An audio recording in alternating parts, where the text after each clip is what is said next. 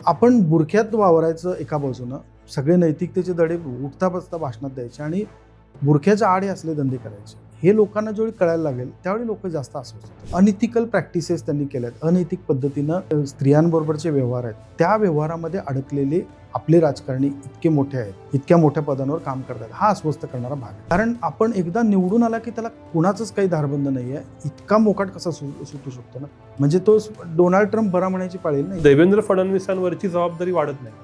Obviously वाढते. चाकणकरांचा राजीनामा झाल्यानंतर ऍक्सेप्ट करायला 4 दिवस लागत असतील तर ती जबाबदारी मला नाही वाटत ती त्याच दिवशी व्हायला पाहिजे. चाकणकर महिला आयोगाच्या अध्यक्ष आणि या बुवाच्या एका ट्रस्टवर असतात, तर हे मुळात अनैतिक करून बसलेलं आहे. इतकं अनैतिक कसं असू शकतं, इतकं गेंड्याची कातडी कसे असू शकते? तुम्हाला एवढ्या एका कारणासाठी आकलून द्यायला पाहिजे. शिंदेच्या सेनेमध्ये 2 नंबरचा लीडर कोण आहे कोणालाच माहिती नाही. आणि सुनेत्रा पवारांच्या पक्षामध्ये सगळेच नेते आहेत, ते सगळे स्वतःला अजित पवारांच्या लेवलला समजायला लागले. मी दिल्लीशी क्लोज आहे हे शिंदे वारंवार दाखवतात. दिल्लीतल्या राजकारणाला कदाचित ते सोयीचं असेल की देवेंद्र फडणवीसांना अनेक बॅलन्स ठेवणारा माणूस म्हणून. मग मंत्रिमंडळाचा चेहरा डोळ्यासमोर आणलात ना तर देवेंद्र फडणवीस आणि मागं गोंधळ असं दिसेल.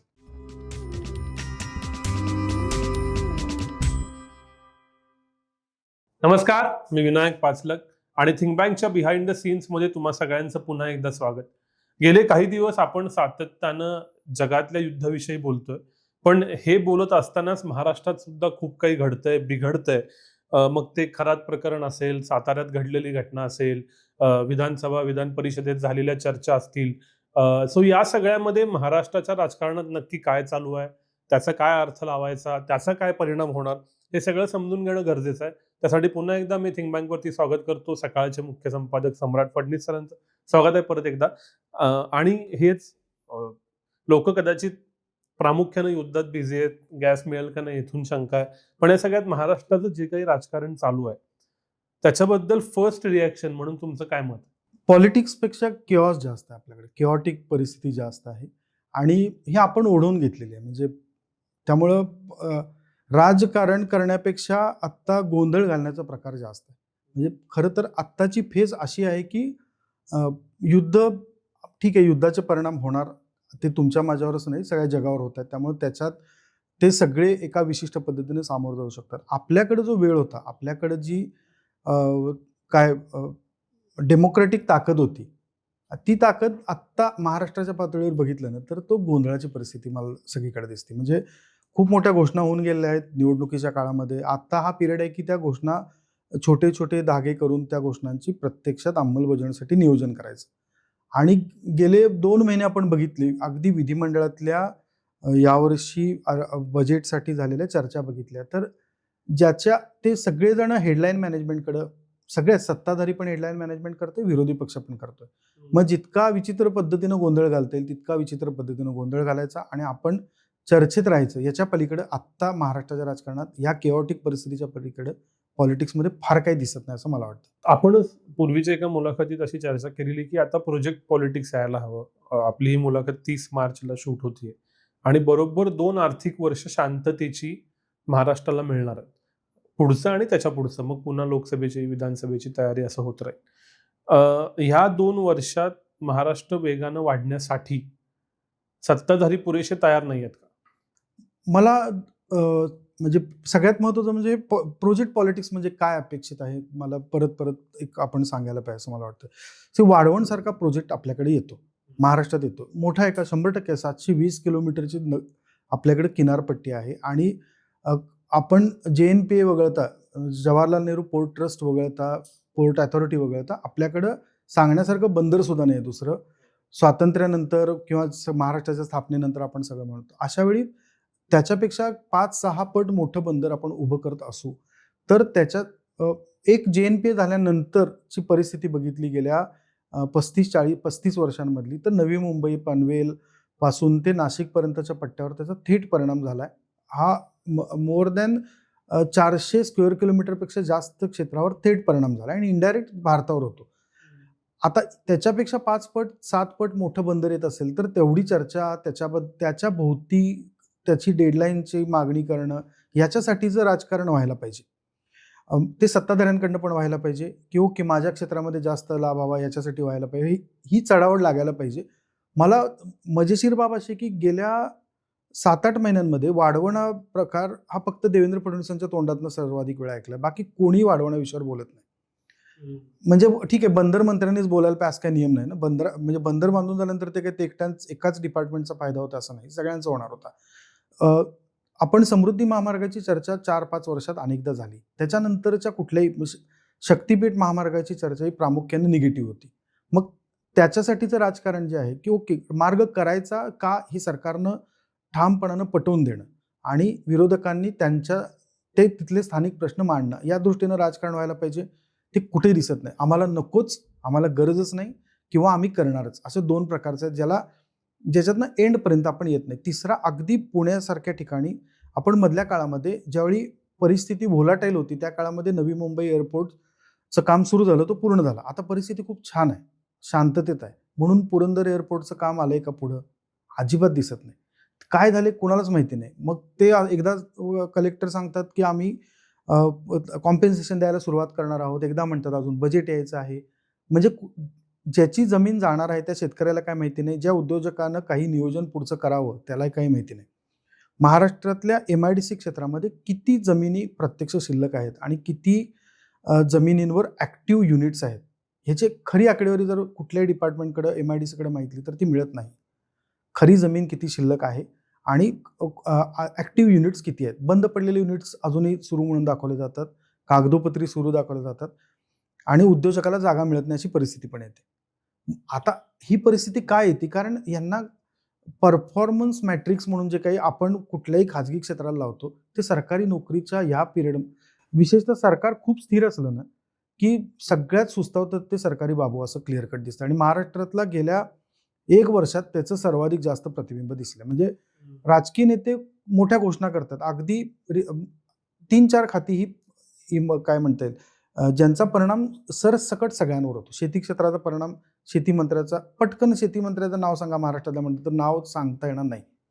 माहीत नाहीत नेमकं कोण आहे, हे होते का ते होते, कोकाटे होते का दत्ता भरणे आहेत, पटकन सांगता येणार नाही. अशा परिस्थितीला आपण आलो. कारण शेती खात्याच्या मंत्र्यानं फार काही समोर जाऊन लोकांच्या बोललं पाहिजे, प्रश्न सोडवायचा विचार केला पाहिजे, असं काही नाही. दुसरा पार्ट येतो एज्युकेशन मिनिस्टर. शालेय शिक्षण मंत्री कोण आहे विचारलं 5 लोकांना तर 4.5 लोकांना नाव आठवणार नाहीये शालेय शिक्षण मंत्र्याचं. ती चंद्रकांत पाटील पुण्याचे आहेत म्हणून आपण म्हणू शकतो उच्च शिक्षण मंत्री आहे, पण हेच विदर्भात जाऊन विचारलं तर माहिती असायची शक्यता कमी आहे. रिव्हेन्यू खातं, महसूल मंत्री बावनकुळे प्रदेशाध्यक्ष होते, त्यांचा संपर्क आहे म्हणून महसूल मंत्र्यांचं महसूल एक खातं समोर ठेवलं. 15-20 योजनांची घोषणा झाली. आता ह्या घोषणा झाल्यानंतर ह्याच्या अंमलबजावणीसाठीची यंत्रणा उभी राहायला पाहिजे. एका बाजूनं 7-12 काय डिजिटल, माझ्या माहितीनुसार बाळासाहेब थोरात खूप पूर्वी रेव्हेन्यू मिनिस्टर असल्यापासून 7-12 डिजिटल ही चर्चा असते. प्रत्यक्षात लोकांना का मिळत नाही हे खाली जाऊन बघतात का? कोणी बघत नाही. ही सरकारच्या पातळीवर ही परिस्थिती आहे. विरोधकांच्या पातळीवर आता हे प्रश्न घेऊन विरोधकांनी जाब विचारणं खरं अपेक्षित आहे, पण ते पॉलिटिक्स अशोक खराच्या पलीकडे काही जायचं तयारीला नाही. मग आज एकनाथ शिंदे पडतील का उद्या अजित पवारांच्या पक्ष अडचणीत येईल, अशा कारणांनी एवढ्या पुरतं आपण मर्यादित राहिलं. आणि मला वाटतं की हा जो पिरियड आहे, म्हणजे परीक्षेच्या आधी आपल्याला खूप चांगला शांतता मिळावी, एकांत मिळावा आणि अभ्यास करता अशी खरी ही 2 वर्षाची परिस्थिती आहे. 3 वर्षाची होती, त्यातलं 1 वर्ष तर आपण असंच वाया घालवलंय की महाराष्ट्राला सांगता येईल असा एकही प्रोजेक्ट ह्या काळामध्ये उभा राहिलेला नाहीये. तो आधीच्या काळात सुरू झालेले आत्ता पूर्ण झालेत. या वर्षभरात असा मोठा प्रोजेक्ट सुरू झालाय का कुठला की ज्याचं नाव आपण घेऊन सांगू शकतो? तसं नाही झालेलं. त्यामुळे पुढच्या 2 वर्षांमध्ये प्रोजेक्ट सुरू पण करावं लागणार आहेत आणि पूर्णही करावं लागणार आहेत. आणि त्याची प्रिपरेशन प्रत्येक मंत्र्याला त्याची आस आहे का? तर मला म्हणजे वैयक्तिक असं म्हणणं चुकीचं आहे, पण हे मंत्री ज्यावेळी प्रत्यक्ष काम करताना बघितले ना तर खूप कमी, म्हणजे लिटरली तुम्हाला एका हाताच्या बोटावर संपतील एवढ्या मंत्र्यांना हे आपण, मग खरंच राज्य सरकार स्थिर आहे आणि आपल्याला काही काम करायचं आहे या मनस्थितीत असेल. त्यांना असं वाटतं की ग्राउंडवर आपल्याला डिस्टेबलाइज करायचं काम चाललंय, त्यामुळे ते फक्त ग्राउंडवरचं आपला मतदारसंघ, आपले काय बगल बच्चे घेऊन फिरणं ह्याच्या पलीकडे जात नाही. हे सांगायला वाईट आहे, पण ही परिस्थिती खरी मंत्रालयातनं तुम्ही नागपूरपर्यंत प्रवास केलात तर तुम्हाला सरसकट सगळीकडे दिसत राहील. अधिक स्पष्ट विचारतो, देवेंद्र फडणवीस AI बद्दल बोलतात, डेटा, सेमिकॉन, तिसरी मुंबई, वाढवण, प्रोजेक्ट, गडचिरोलीपर्यंत बोलत राहतात. फडणवीसांची दिशा आणि बाकी मंत्रिमंडळाची दिशा याच्यात काहीच एक वाक्यता नाहीये का? एक वाक्यता नाहीये म्हणण्यापेक्षा बाकीच्यांना ते समजण्याची कपॅसिटी बिल्डिंग झालेली नाहीये. म्हणजे परवाच उदाहरण घेऊ, डेटा सेंटर तर आपण अजून थोड्या वेळाने येऊ. पण 2 दिवसापूर्वी महासारथी ॲपचं उद्घाटन झालं. रेव्हेन्यू खात्याचं ॲप आहे, पण ते सगळ्यांना आहे. एका रेव्हेन्यू खात्याचं ॲप किंवा एका राज्य सरकारच्या कुठल्याही योजना तुम्हाला एका ॲपवर मिळणार, 10-15 गोष्टी बंद होतील. महाराष्ट्राचं ओव्हरऑल काय मोबाईल पेनिट्रेशन बघितलं तर आपल्याला ॲप वापरायला कुणाला अडचण येता कामा नये. आता जर मी महाराष्ट्रातल्या कुठल्या राज्यमंत्र्याला बोलून विचारलं, आपण प्रश्न उत्तर म्हणून की महासारथी ॲप काय, काही सांगता येणार नाही. मग कारण स्वतःची कपॅसिटी बिल्डिंग मंत्रालयाच्या पातळीवर करायला पाहिजे. आपण अधिकाऱ्यांच्या बरोबर बसून मंत्रालय समजून घ्यायला पाहिजे. हा पार्ट मिसिंग दिसतोय खूप मोठ्या प्रमाणात. त्यामुळे देवेंद्र फडणवीस घोषणा करतायत, ते त्यांच्या दिशेनं चाललेले आहेत. पण त्यांच्या बरोबरचे जे मंत्री आहेत, त्यांनी म्हणजे कॅबिनेट मीटिंग काय होती अलीकडच्या काळातली माहिती नाही. कारण त्याचे आता तपशील फार पटकन बाहेर पण येत नाहीत. कॅबिनेटची नोट किती क्वालिटीची पाहिजे याच्याबद्दल चर्चा सतत व्हायला पाहिजे ना आधी, आणि मग ती कॅबिनेट मीटिंगमध्ये नोट व्हायला पाहिजे. पण कॅबिनेट नोट ह्या सगळ्या ॲक्युरेट असल्यासारख्या चर्चा म्हणजे निर्णय पटकन होऊन रिकामे होतात आणि त्या नोटमध्ये त्रुटी असल्यामुळे पुढे इम्प्लिमेंटेशनला अडचण येते, याचा कधीच विचार होत नाही. आत्ता इंडिव्हिज्युअली एक मुख्यमंत्र्यांना जी दिशा द्यायला पाहिजे राज्याला, ती दिशा द्यायचं काम देवेंद्र फडणवीस करतात. ह्यात शंका आत्ता घ्यायला कुठेही जागा नाही. पण ती दिशा समजून त्या दिशेने आपण चालायला पाहिजे. हा समज आहे, हा समजेचा भाग आहे ना. मी माझ्याच जागी उभा आहे, मी मागच बघतोय, मी तिरका चालतोय, असा तो मंत्रिमंडळाचा चेहरा डोळ्यासमोर आणलात ना, तर देवेंद्र फडणवीस आणि मागं गोंधळ असं दिसेल. म्हणजे 1, 2, 5 लीडर म्हटलं ना, मी नावं घेऊन येत असे इंडिव्हिज्युअली, पण एक मंत्रिमंडळातले 4-5 मंत्रीच असे आहेत की जे खरंच विचार करून, अभ्यास करून त्यांच्याविषयी त्यांच्या संदर्भात आलेला प्रश्न मांडतात. नाहीतर हे लाईव्ह असले, आता लाईव्ह असतं ना, आपण बघत नाही 8-8, 10-10 तास YouTubeवर लाईव्ह सुरू असतं. जर प्रश्न विचारणारा माणसानं गंभीरपणानं प्रश्न विचारला, तर मंत्री उत्तर द्यायला तेवढ्या गांभीर्यानं उभे आहेत का? नाही दिसत तसं. म्हणजे ते सरकार, मग देवेंद्र फडणवीस आत वर्गात असताना एकदम शांत, छान, आणि ते वर्गाबाहेर असले की गोंधळ, माहीत नाही नेमकं उत्तर काय दिले. अशा परिस्थितीमध्ये आत्ता किमान हे पहिलं वर्ष तरी तसं दिसतं. भाजपच्या विस्तारवादी भूमिकेमुळं भाजपचेच दोन्ही सहकारी मनातनं घाबरलेले आहेत आणि म्हणून सर्वाधिक बातम्या, सर्वाधिक डिस्टर्बन्स या 2 पक्षांबाबतीत दिसतो. हे खरं आहे का? हे खरं आहेच, आणि भाजपनं कधीच लपवलेलं नाही. म्हणजे ह्या इलेक्शनच्या आधी ज्यावेळी अमित शहाची मिटिंग झालेली होती, त्यावेळी अमित शहा स्पष्ट म्हटलेले की स्वबळावर लढायचं, आणि कुठल्या पक्षानं असं माझा पक्ष आहे, ती जबाबदारी माझी आहे ना चालवायची. माझा पक्ष दुसऱ्या पक्षानं येऊन मला मदत करून चालवावं असं कुणी अपेक्षा का करावी? म्हणजे काँग्रेसच्या काळामध्ये, आपण ज्या काळामध्ये UPA 1, UPA 2, काँग्रेसनं काही UPA 1 मधल्या इतर पक्षांची जबाबदारी घेतलेली का? की आपण नाही, आपण तुम्हाला वाढवायला पाहिजे म्हणून आम्ही हे 4 गोष्टी कॉम्प्रोमाइज करतो. असं नसतं, कुणी करू नये. तसं केलं असेल काँग्रेसनं तर काँग्रेस बुडालीच आहे ना. आणि भाजप स्वतःला बुडवणार असेल तर, त्यामुळं स्वतःच्या इन्सिक्युरिटीमध्ये राहायचं का नाही, हा निर्णय एकनाथ शिंदेनी घ्यायला लागेल. हा निर्णय आता सुनेत्रा पवारांनी घ्यायला लागेल. आत्ताच्या परिस्थितीत बघितलं तर शिंदेच्या सेनेमध्ये 2 नंबरचा लीडर कोण आहे कोणालाच माहिती नाही. आणि सुनेत्रा पवारांच्या पक्षामध्ये सगळेच नेते आहेत, ते सगळे स्वतःला अजित पवारांच्या लेवलला समजायला लागले. त्यामुळं तिथं तो केओस आहे. आणि इथं 2 नंबरचे 2, 3, 4 असं सांगायचं ठरवलं महाराष्ट्रातले शिंदेच्या सेनेचे नेते, तर तुम्ही सांगू शकत नाही अशी परिस्थिती आहे. भाजपमध्ये ती रचना आहे ना, मुख्यमंत्री असेल तर प्रदेशाध्यक्ष आहे, बावनकुळे माजी प्रदेशाध्यक्षपद आहेत, त्यांनी राज्य फिरलेलं आहे, चंद्रकांत पाटलांकडे आहे, अशी लीडरची नावं तरी 5-6 येतात. तुम्ही स्वतःची शिवसेना काढल्यानंतरच्या एवढे दिवसांमध्ये किती लीडर्सना स्कोप दिला? ते नाही दिला, किंवा तो त्यांना पण नको असेल स्वतःला की मला 2 नंबरचा लीडर व्हायचं. अशा परिस्थितीमध्ये इन्सिक्युरिटी स्वाभाविक येणार.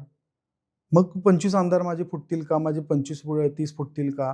अजूनही जर मला असंच वाटत असेल दोन्हीपैकी कुठल्याही पक्षाला की माझे आमदार फुटतील, भाजप घेईल, म्हणून मी इन्सिक्युअर आहे आणि म्हणून मी जास्त काळजीपूर्वक राजकारण केलं पाहिजे, तर ते भाजपचं फेल्युअरपेक्षा आपल्या मानसिकतेचं, त्या पक्षाच्या लिडरशिप डेव्हलपमेंटचं फेल्युअर आहे. त्यांच्या हातात संधी होती. दोन्ही पक्षांकडे येऊ. सुरुवात करू राष्ट्रवादी काँग्रेसकडून. अजित पवारांच्या राष्ट्रवादी काँग्रेसकडून. गेल्या 2 वर्षात सातत्यानं ज्यांना पब्लिक बॅकलॅश सहन करावा लागला, मंत्र्यांचे राजीनामे, मंत्र्यांच्या बदल्या, महिला अध्यक्षांचा राजीनामा, आत्ता परत झिरवळांवरचे आरोप, काय आहे नक्की? अजित पवार म्हणजे राष्ट्रवादी काँग्रेस पक्षाची रचना अजित पवारांचा पक्ष, शरद पवारांचा पक्ष बाजूला करू, राष्ट्रवादी काँग्रेस पक्ष हा एक मूळ धारा ठेवली तर ती 99 पासून 2026 पर्यंत फक्त काय नियमाला अपवाद म्हणून एक साधी कोण पद दिलं, साध्या माणसाला उमेदवार दिला आणि तो निवडून आला. बाकी हा नियमाला अपवाद म्हणून. बाकी संस्थानिकच आहेत त्या भागातले. त्यांनी त्यांची संस्थानच आतापर्यंत पुढे नेली होती. त्यामुळं असे संस्थानिक की जे 3-4 आमदार निवडून आणू शकतील, अशा 15-20 संस्थानिकांचा पक्ष राष्ट्रवादी हे पहिल्यापासून, हे काय आज नाहीये. मग अगदी जयंत पाटलांच्या घराण्यातच पूर्ण राष्ट्रवादी काय काँग्रेस विचारधारा आहे, पण वर्षानुवर्ष एकच सत्तेवर असलेली ते लोक आहेत. सेम उदाहरण तुम्ही मराठवाड्यात गेलात तरी आत्ता टोपेंचं या पिरियडमध्ये पराभव झाला, पण टोपेंच्या भोवती एक 3-4 आमदार निवडून आणता येतील असे राजेश टोपे. ही रचना राष्ट्रवादीची 99 पासून आज अखेर आहे. त्यामुळं राष्ट्रवादीमध्ये डेमोक्रेसी म्हणजे काय तर एक 15 लोकांनी निर्णय घेणं आणि तो सगळ्यांनी हो म्हणणं ही डेमोक्रेसी. आता पोस्ट अजित पवार हे या पक्षाची हे फ्रॅक्चर जे आहे ते खूप एक्सपोज झालेत. आधी शरद पवारांच्या नावाच्या दडपणामुळे एक ते फ्रॅक्चर जोडलेले जात होते.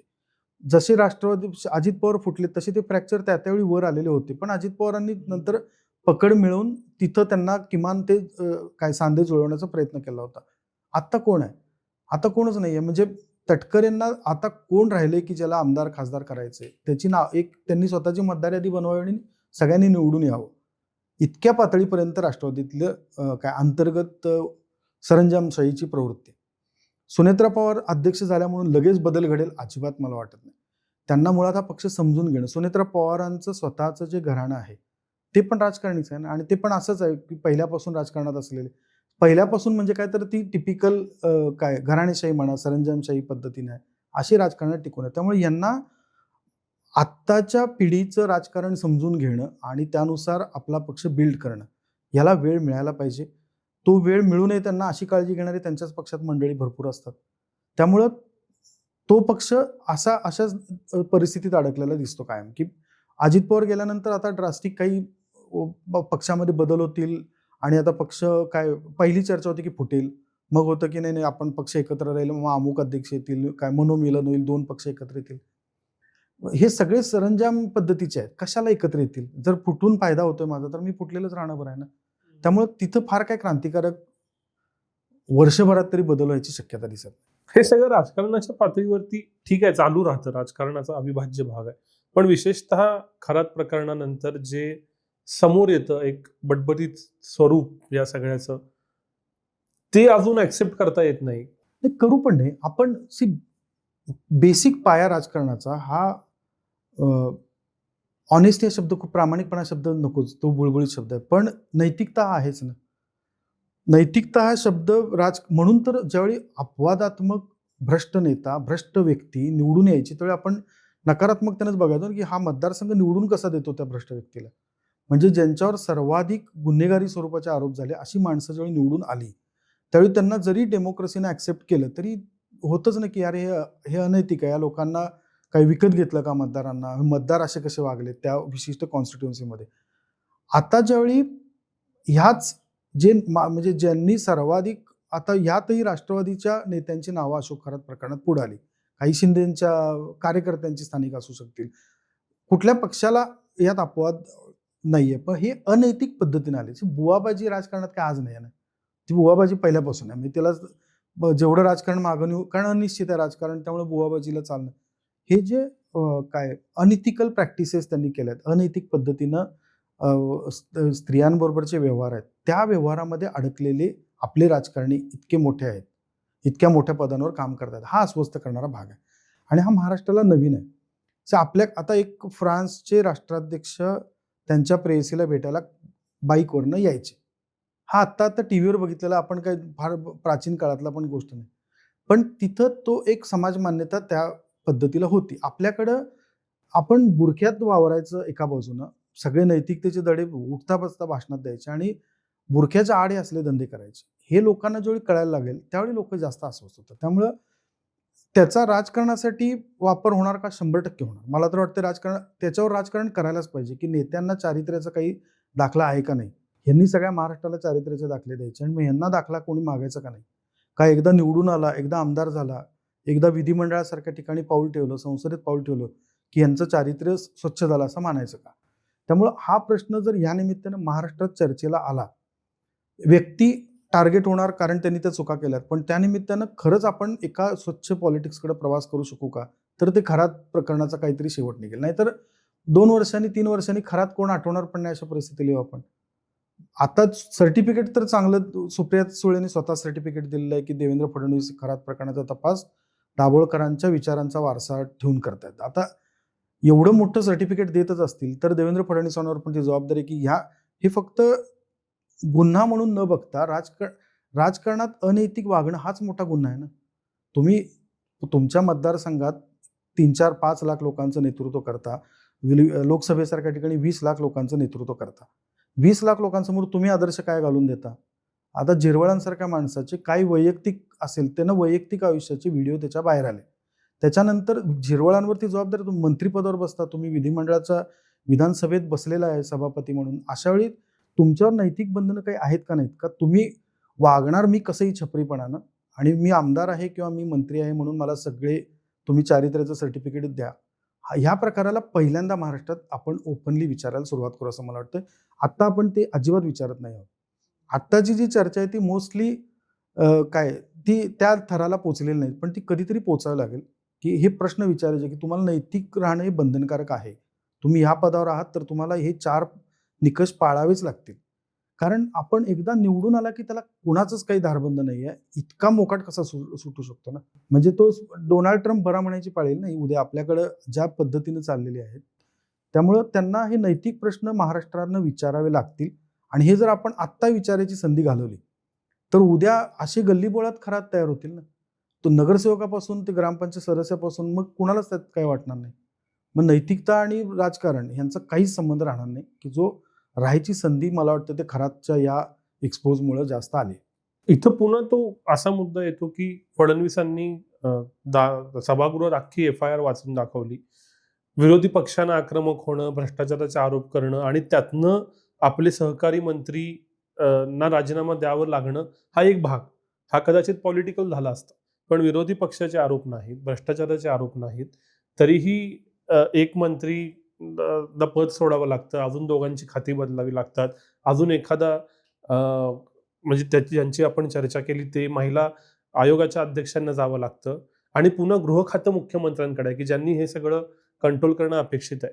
मग देवेंद्र फडणवीसांवरची जबाबदारी वाढत नाही. ऑब्व्हियसली वाढते. चाकणकरांचा राजीनामा झाल्यानंतर ऍक्सेप्ट करायला 4 दिवस लागत असतील तर ती जबाबदारी मला नाही वाटत ती त्याच दिवशी व्हायला पाहिजे.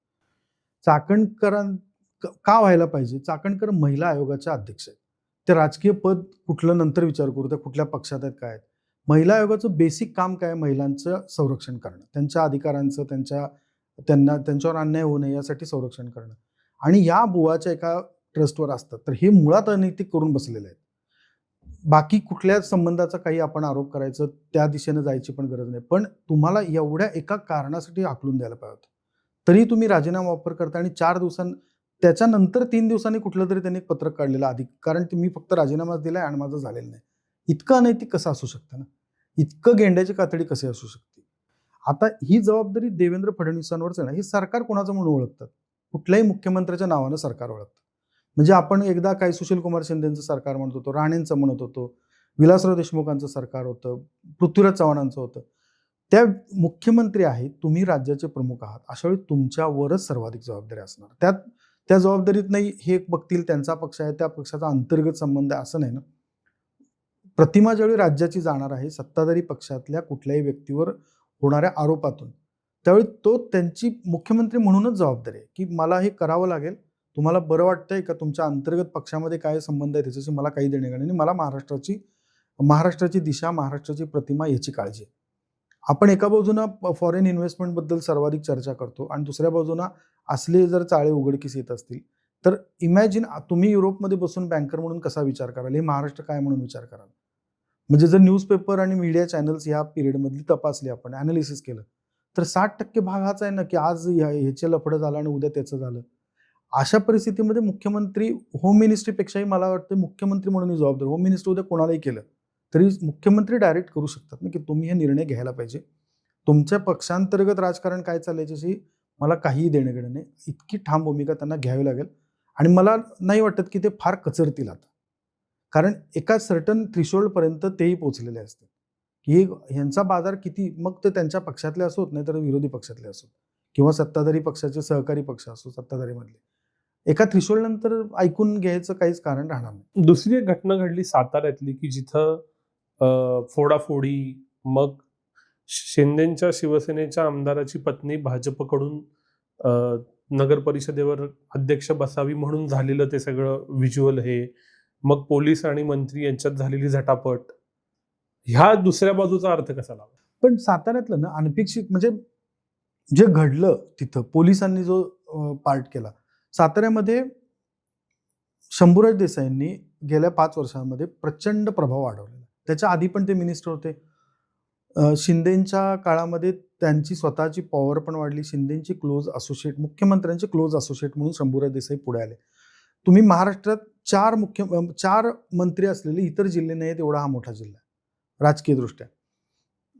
भाजप आणि शिवसेना हे दोघं इतके स्ट्रॉंग बनलेले आहेत तिथं. मग एकनाथ शिंदेचं मूळ गाव म्हणून अलीकडं ते दरेगावला जातात, त्यामुळं 5वा मंत्री म्हणून पण मूळ धरू आपण तिथले आहेत असं. आता हे 4 मंत्र्यांमध्ये शिवेंद्रराजे भोसले हे त्या मानानं मॉडरेट आहेत. त्यांना काही फार म्हणजे त्यांचं चाललेलं बरं आहे, त्याच्या पलीकडे जाऊन ते काही नव्यानं गोंधळ घालायची शक्यता नसते. पण शंभूराज देसाई आणि जयकुमार गोरे हे दोन्ही ॲम्बिशियस नेते आहेत. 27 जागा असताना 32 जागांचं पद मिळालं तर उरलेल्या 5-7 जागा मिळवून आणायला पाहिजे. इतका स्ट्रॉंग जयकुमार गोरे अलीकडच्या काळात झालेत. आणि भाजपच्या रचनेमध्ये मुख्यमंत्री म्हणजे देवेंद्र फडणवीसांनी ज्यांना बळ दिलं पश्चिम महाराष्ट्रात, एक जयकुमार गोरे आहेत, की ज्यांचा मधल्या काळामध्ये उत्मातही सहन केला, त्यांचा काय उद्धटपणा उर्मटपणाही सहन केला, आणि पण त्यांना बळ दिलं आणि त्या बळाची भरपाई त्यांना कुठेतरी करून दाखवावं लागणार आहे की मी हे करू शकतो. त्याचा ती परिणिती होती. शंभूराज देसाईंना मला तर वाटतं अंदाजच आला नाही की असं काही होऊ शकतं. जयकुमार गोरे इतक्या पातळीपर्यंत जाऊ शकतात की भाजप ही आपण भाजप म्हणतो, भाजपचा तिथला नेता जयकुमार गोरे आहेत ना. त्यांनी त्यांच्या पातळीवर जे शक्य आहे ते सगळं करून, पोलीस यंत्रणा फक्त तुम्हीच वापरता असं नाही ना, आम्ही वापरू शकतो, त्यांना वापरून केसेस करून महाराष्ट्रात जे कधीच घडलं नव्हतं ते सगळं घडवून दाखवलं त्यांनी. म्हणजे ज्याचं अपहरण झालंय तो माणूस तिथं आहे. अपहरणाची केस जुनी. आता ज्यांना अटक केले ते शेजारी उभे आहेत, त्यांना अटक करून आले की ह्यांचं अपहरण झालं म्हणून. तुषार दोषी तिथले जे आहेत त्यांनी आधीच्या काळातलं त्यांची हिस्ट्री बघितली तर हे अशा स्वरूपाच्या सत्ताधाऱ्यांना फॉर होणाऱ्या गोष्टी त्यांनी केल्या. त्यामुळं पोलिसांना वाकवता येऊ शकतं का साताऱ्यात दाखवून दिलेलं. त्याच्या आधी पण घडलेलं असेल त्यांच्या बाबतीत तर ते तुम्ही इतिहासात त्यांच्या गेला तर अशा 2-3 घटना सापडतील की जिथनं ते बॅक ऑफ व्हावं लागलंय, सरकारला सुद्धा तोंडावर आपटावं लागलंय. साताऱ्यात बहुमत एवढंच पाहिजे होतं. केसचा निकाल नंतर कोर्ट ठरवेल. शंभूराज देसाईंना ह्या पातळीपर्यंत राजकारण जाऊ शकतं, त्यांच्या बाबतीत अंगलट येऊ शकतं हा अंदाज नाही. हा आला नसल्यामुळं हे घडलं. आता हे आयडियल आहे का? 100% नाही. अनैतिक आहे का? 100% अनैतिक म्हणता येईल. पण त्याच पिरियडमध्ये इथं खराची पण चर्चा सुरू असते. मग राजकीय सत्ता मिळवण्यासाठीची अनैतिकता आणि दुसऱ्या बाजूनं अशा अनैतिकता, हे दोन्ही एकत्र समोर ठेवून बघितलं तर आपण पॉझिटिव्ह असा मुद्दा त्यातनं कुठलाच निघू शकत नाही. साताऱ्यात आयडियली काय व्हायला पाहिजे होतं तर या 3 पक्षांची मिळून एकत्र सत्ता यायला पाहिजे होती जिल्हा परिषदेमध्ये. तसं घडलेलं नाही. किती दिवस टिकेली माहीत नाही, पण आत्ता कागदावर भाजपनं सातारा जिल्हा परिषद स्वतःकडे घेतली आणि ते एक पाऊल पुढं चाललेत. त्यासाठी त्यांना ते एवढंच काळजी घेतात की आपल्यात कोण अडकू नये अशा ठिकाणी. सत्ता मिळवण्यासाठीचं जे प्रकार आहे त्यासाठी ज्या तडजोडी करावं लागतील त्या कुठल्याही लेवलला जाऊन करा. त्यांनी तर पक्ष फोडलेत. त्यामुळे त्या तिथं लाजतील ते 1-2-4 आमदार फोडायला आणि 2-4 जिल्हा परिषद सदस्य फोडायला अजिबात लाजत नाहीत. शंभूराज देसाईंसारखा तिथं असलेल्या नेत्याला हा अंदाजच येत नाहीये की आला नाही त्या पिरियडमध्ये की आपल्या बाबतीत असं घडू शकतं. आपण यांच्यात शेजारी मांडीला मांडी लावून बसतो, पण उद्या आपल्याला आपल्या मांडीवर बसून आपलाच गळ्याला धरतील हा अंदाज आला नाही आणि तिथं ते फसले असं वाटतं. या सगळ्यावरून विधानसभेत संघर्ष झाला. नीलम गोरेंनी निलंबन केलं, पण ते निलंबन प्रत्यक्षात आलं नाही. शिंदे विरुद्ध फडणवीस ह्या संघर्षाचं याला किती कॉन्टेक्स्ट? 100% आहे. हा आपण काय म्हणतात त्याला कॉरिडॉर विस्पर्स नावाचा जो प्रकार असतो, म्हणजे मंत्रालयांमध्ये काय चर्चा चालते, तर शिंदे असुरक्षित आहेतच. आणि शिंदे म्हणून तर दिल्लीला जाऊन वारंवार शिंदेना राष्ट्रीय नेता दुसरा कोण नाही, त्यामुळे अमित शहा राष्ट्रीय नेते आहेत त्यांचे. देवेंद्र फडणवीसांचे राष्ट्रीय नेते अमित शहा आहेत. त्यामुळे मी दिल्लीशी क्लोज आहे हे शिंदे वारंवार दाखवतात आणि दिल्लीतल्या राजकारणाला कदाचित ते सोयीचं असेल की देवेंद्र फडणवीसांना अनेक बॅलन्स ठेवणारा माणूस म्हणून. पण शिंदेचा ज्या पद्धतीनं पक्षाच्या रचना हातात घेतलेल्या शिंदेनी, अशा परिस्थितीमध्ये त्यांना स्वतःला कॉन्फिडंट यायला स्वतःच्या पक्षाविषयी 5-10 वर्ष आरामात द्यायला लागतील. 5 वर्ष मिनिमम द्यावे लागतील. कारण त्यांनी अशा पद्धतीनं पक्ष शिवसेनेतनं त्या काळात गुवाहाटीपर्यंत राजकारण घडले, तर दुसरी गुवाहाटी 2.0 घडायला काहीच अडचण नाही ना. ही जाणीव त्यांनाही आहे ना. त्यामुळे ते असुरक्षितपणा शिंदे राहतात का? 100% राहतात. आणि ह्या त्या स्पर्धा नाही म्हणता येणार. असुरक्षिततेमधनं देवेंद्र फडणवीसांना त्यांच्याविषयी असलेला विश्वास, देवेंद्र फडणवीसांचा त्यांच्यावर असलेला विश्वास, यामध्ये ह्या सरकार, हे फडणवीस सरकार किंवा 132 जागांनी भाजप आल्यानंतर एक सूक्ष्म दरी आहे. ती काय नाकारता येणार नाही आणि ती तशी ठेवून सुद्धा ते आत्तापर्यंत एकत्र आहेत. ती 2.5 वर्ष राहिलेत, कदाचित पुढच्याही पिरियडमध्ये राहतील. पण ही दरी तिथं दिसत राहणार. या सगळ्यात उद्धव ठाकरेंच्या निरोपाच्या भाषणात फडणवीस त्यांचं कौतुक करतात. जरी तो म्हणजे परंपरेचा भाग असला तरी कालचाच व्हिडिओ व्हायरल झालाय की मोहित कंबोज यांच्या मुलीच्या कार्यक्रमात आदित्य ठाकरे पोहोचतात. रिअलाइनमेंटची काही शक्यता? मला वाटत नाही, कारण गरजच नाही त्यांना आता कोणाला रिअलाइनमेंट. म्हणजे एवढे ताकदवार हे पक्ष राहिलेले नाहीत महाराष्ट्रात की यांच्याबरोबर रिअलाइनमेंट करावी. म्हणजे 132 जागा असताना ह्यांना घेऊन काय करायचं परत नव्यानं? काही यांना भाजप तसं काही रिअलाइनमेंट. पण 29च्या तयारीच्या दृष्टीनं ऑब्व्हियसली पक्ष एक भाजप स्वतःचा विचार तेवढा लॉंग टर्म करू शकतं. शिंदेचं अजून काही शिंदेच्या पक्षामध्ये आलबेल नाही राहिलं, नेत्यांमध्ये नाही, परफॉर्मन्स चांगला नाही राहिला त्यांचा, तर लॉंग टर्ममध्ये पार्टनर आपल्याला हवेत. त्यामुळं भाजप पूर्णपणानं नष्ट करून टाकतील उद्धव ठाकरे असं होणारच नाही. कारण एक ती भीती कायम शिंदेच्या डोक्यावर राहतीच ना, की आज न उद्या जातील. त्यामुळं रिअलाइनमेंट वाटत नाही मला. पण विधिमंडळातलं जे होतं, विधानसभेमधलं, विधान परिषदेमधलं, ते खूप नैसर्गिक होतं. त्यांचं भाषण, देवेंद्र फडणवीसांचं, त्यातनं काही अर्थ काढत असं नव्हतं खरं तर. ते ज्या पद्धतीने त्यांनी उत्तर द्यायला पाहिजे, सत्कार करायला पाहिजे जाणाऱ्या सदस्याचा, आता येतो का परत सदस्य तो एवढं बघायला पाहिजे. आणि त्यासाठी कोण कशी मदत करतं. या सगळ्यात अचानक मध्ये ऑपरेशन टायगरच्या बातम्या आल्या, त्या पुढं अजून तरी काही झालेलं दिसत नाही. पण ठाकरेंचे खासदार शिंदे गटात येणार, मग असं झालं की पवारांच्या राष्ट्रवादीचे खासदारही फुटणार. घडू शकतं काही असं? मला आत्ता गरज वाटत नाही तसं. म्हणजे ते त्या पक्षामध्ये गरज वाटू शकत असेल, पण राजकीय पातळीवर अपरिहार्यता म्हणून ना, जिल्हा परिषदेचे इलेक्शन उरले आहेत ना, महापालिकांच्या उरल्या आहेत ना, विधानसभेच्या लवकर आहेत. अशा परिस्थितीमध्ये इलेक्शनच्या तोंडावर ह्या गोष्टी घडतील. पण पुढच्या 1.5-2 वर्षांमध्ये असे येऊन फार काय लाभ यांना मिळतील हे कुठंच नाही. उलट विरोधी पक्षात राहिले तर किमान नाव चर्चेत राहील. ह्या जर एकूण साखळीत येऊन बसले तर ह्या साखळीत यांचा नंबर कितवी कडी असणार आहे? 132च्या पुढे असणार. त्यामुळे फार काय त्याचा विचार होईल एवढं मोठ्या प्रमाणावर चाललंय असं वाटत नाही. मग हे सगळे फक्त मेसेजिंगचे प्रकार आहेत का की हे करू शकतो? मेसेजिंगचे आणि मीडियानं काढलेले अर्थ पण आहेत बरेचसे यातले. मीडियानं काढलेले अर्थ यात जास्त राहतात की असे जर तर घडले तर. पण जर ब्रॉड लेवलला बघितलं तर महाराष्ट्रात आता नवीन पक्षीय बदल क्रांतिकारक करावेत अशा मूडमध्ये कोणच नाही. भाजपमध्ये जागा नाही आहे आणि इतर पक्षांमध्ये म्हणजे शिवसेना आणि राष्ट्रवादीमध्ये त्यांचं आहे सांभाळलं तर परत वाटून आणि नवीन वाटेकरी कशाला घ्या. त्यामुळे कोण तसं मूडमध्ये नाही. त्यामुळे चर्चा फक्त होऊन लाटा येऊन जातात तेवढ्यापुरता, काहीच बातम्या नसल्या की तेवढ्या येऊन जातात. त्याच्या पलीकडे काही महत्व असं वाटत नाही. या सगळ्यात महिन्याभरापूर्वी घडलेल्या घटनात पण चर्चेत आलं नाही ते म्हणजे राज्यसभेची निवडणूक. आणि त्यातनं महाराष्ट्रातून दिल्लीत गेली 2 नावं. एक शरद पवार पुन्हा राज्यसभेवर जाणं आणि दुसरं विनोद तावडे राज्यसभा सदस्य होणं. या दोन्हीचा राज्यासाठीचा अर्थ काय?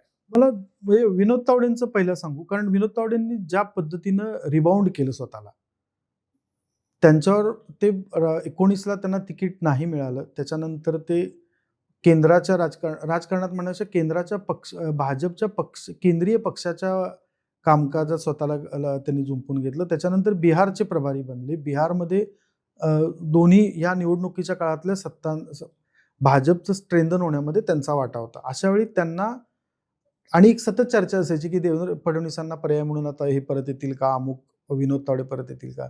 तावडेंचं आणि देवेंद्र फडणवीसांचं एकूण रिलेशन बघता त्यांनी ते कधी कुणी ते पर्सनली येऊ दिलं नाही. अशा परिस्थितीमध्ये त्यांना पक्ष म्हणून जबाबदारीचं पद दिलं जाईल का 100% होतं. एक केंद्रीय भाजपचे राष्ट्रीय अध्यक्ष म्हणून सुद्धा त्यांचं नाव चर्चेत होतंच. पण भाजपला सरप्राईज द्यायची एवढी आता काय सरप्राईज दिलंच पाहिजे एवढं असं मॅन्डेटरी बनले की अचानक कोण राष्ट्रीय अध्यक्ष झाला कोणालाच माहीत नसलेलं. त्यामुळं अशा परिस्थितीमध्ये राज्यसभा सदस्यत्व त्यांना देणं स्वाभाविक आहे. हे त्यांना दिलं नसतं तर मग आश्चर्य वाटलं असतं की यांना नेमकं काय करायचं यांचं किंवा अजून काय करून दाखवायचं. त्यामुळे त्यांचं हे पक्षासाठी त्यांनी जे काही 4-5 वर्ष कुठलंही पद नसताना काम केलं पॉलिटिकल, त्यावेळी त्यांची ती भरपाई केली असं दिसतं. पवारांच्या बाबतीत जे घडलं ते मजेशीर होतं. म्हणजे आता कधी पवार थांबणार आहेत राजकारणात हा त्यांनी स्वतः निर्णय घेतला की ते काही थांबणार नाही आहेत. हा अर्थ स्पष्ट आहे. त्याच्यासाठी जी कॉम्प्रोमाइजेस पडद्या आड करावी लागतात ती सगळी करायची त्यांची तयारी होती आणि ती केली गेल्याशिवाय इतकं सहजपणानं राज्यसभेवर जाता आलेलं नाही. त्यामुळं आता जी चर्चा असेल कधी होणार नाही महाराष्ट्रात की पवारांनी आता विश्रांती घ्यावी, राजकारणात थांबावं, कारण ते पुढचे 6 वर्षांसाठी त्यांनी राज्यसभा फिक्स केले. त्यामुळे वय वगैरे सगळं मॅटर बाजूला ठेवून आता त्याचे परिणाम महाराष्ट्रावर मला असं वाटतं की पवार पॉलिटिकली स्वतःला सिद्ध करत राहण्यासाठी काही अधनं-मधनं कृती करत राहतात. मग त्या आयदर या राष्ट्रवादीच्या बाबतीत असेल, अजित पवार, सुनेत्रा पवार लीड करत असलेल्या राष्ट्रवादीचे कार्यकर्ते भेटले, नेते भेटले, महाराष्ट्रावर ओव्हरऑल टीका-टिप्पणी करणं या पातळीवर राहतील. पण त्यांना त्यांचं राजकीय अस्तित्व सिद्ध करत राहावं लागेल. यांचा एक भाग असू शकतो तावडेंचा इन बेनिफिट पुढच्या काळामध्ये केंद्रीय मंत्रिमंडळात रिशफल झालं आणि जर काही चढ-उतार झाले तर त्याच्यात पुन्हा त्यांना संधी लागू शकते की जी राज्यसभा सदस्य म्हणून, सिनियर राज्यसभा सदस्य म्हणून सुद्धा त्यांना मिळू शकते. महाराष्ट्राच्या राजकारणात एवढाच मर्यादित त्यांचा प्रभाव राहील असं वाटतं दोन्हीचा. मराठा पॉलिटिक्स तावडेंच्या इनकमिंग नंतर आणि शरद पवारांनी कंटिन्यू केल्यानंतर आणि अजितदादांच्या दुर्दैवी निधनानंतर बदललंय का महाराष्ट्र? आत्ता नाही दिसत तसं. कारण मराठा पॉलिटिक्स काय विभाजनपेक्षा त्रिभाजन झालेलं आहे त्याचं. म्हणजे ऑलरेडी विदर्भातलं मराठा पॉलिटिक्स पूर्ण कुणबी बेस्ड होतं, वेगळं होतं, ओबीसी पॉलिटिक्स होतं. मराठवाड्यामध्ये आता सरकारी कुणबी प्रमाणपत्र असलेला मराठा वेगळा आणि सरकारी कुणबी प्रमाणपत्र नसलेला मराठा वेगळा असे गट ऑलरेडी झालेत. पश्चिम महाराष्ट्रात तीच परिस्थिती आहे. म्हणजे मराठा कुठलंही प्रमाणपत्र न घेतलेला मराठा आहे काय, अलीकडच्या काळात कुणबी प्रमाणपत्र घेतलेला दुसरा आहे आणि तिसरा पहिल्यापासून कुणबी असलेला मराठा आहे जो उत्तर महाराष्ट्र आणि विदर्भात आहे. त्यामुळं ह्या रचनेमध्ये नव्यानं काही फार मोठं बदल घडावं अशी कुठं परिस्थिती नाही दिसत. आणि जर झालं तर ते आंदोलन पुढच्या काळात जर म्हणतायत आता, पण जर पुन्हा एकदा मराठा आंदोलन सुरू झालं पण त्यालाही आता मागणीला त्या किती धार राहील आता दिसत नाही आहे. म्हणजे त्या मधल्या 7-8 महिन्यांमध्ये 100% आरक्षणाच्या मागणीला किती धार राहील दिसत नाही. त्यामुळं या दोघांनी अचानक प्रवेश केल्यामुळं किंवा राजकारणात आल्यामुळं आहे या पॉलिटिक्सवर फार परिणाम दिसत नाही. पुढं काय होईल महाराष्ट्राच्या राजकारणात? पीटी पॉलिटिक्स खूप फालतू विषयांवरनं आपण वाद घालायला लावणं आणि फालतू विषयांना प्रचंड प्रमाणात ग्लोरिफाय करणं हे थांबवायला लावायला आणि त्याला देवेंद्र फडणवीसांना पुढाकार घ्यावा लागेल. जसा देवेंद्र फडणवीसांना घ्यावं लागेल तसं विरोधी पक्षालाही त्यात हात घ्यावा लागेल. म्हणजे प्रदेशाध्यक्ष असलेले हर्षवर्धन सपकाळांना असे विषय काँग्रेसच्या घ्यावे लागतील की जे आत्ता महाराष्ट्राच्या डेव्हलपमेंटच्या दृष्टीने आहेत. मग कदाचित काही वेळा असं असेल की ते नाही, हा सरकारचा अजेंडा आहे तरीही आपण त्याला समर्थन करतोय, ते महाराष्ट्रासाठी पुढच्या 2 वर्षात करावं लागेल. जिथं विरोध करायचा आहे, जिथं करप्शनचा मुद्दा येतो, जिथं अनएथिकल प्रॅक्टिसेसचा मुद्दा येतो, तिथे तुम्हाला उभं राहावं लागेल विरोधी पक्ष नेते म्हणून सुद्धा. पण बाकीच्या या पातळीवर सुद्धा बोलावं लागेल, करावं लागेल. आणि आपण प्रोजेक्ट बेस्ड गोष्टींकडे जास्त महाराष्ट्राला न्यावं लागेल. हे तुमचं राजकारण तुम्ही गल्लीतल्या ग्रामपंचायत निवडणुकीपर्यंत सुद्धा आणाल, त्यांना आम्हाला फायदा काय, आमच्या राहणीमानात बदल झाला, हा प्रश्न आपल्याला रोज उठून विचारावा लागेल. तर ही सरळ, हे जे काय 750 लोक आहेत ही सरळ येतील असं वाटतं. सम्राट सर, खूप खूप आभार.